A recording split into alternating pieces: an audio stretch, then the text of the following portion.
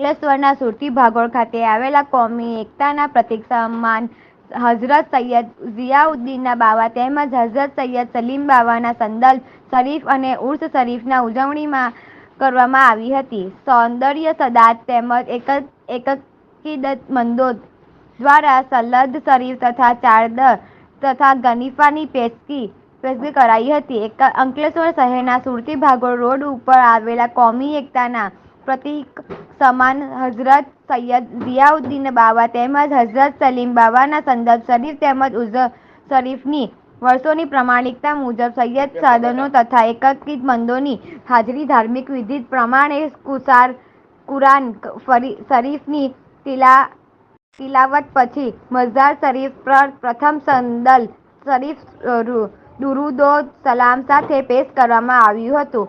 અકીદતમંદો દ્વારા કોમી એકતા અને ભાઈચારો અને લોકો સ્વસ્થ સારું રહે તે માટે દુઆઓ કરવામાં આવી હતી.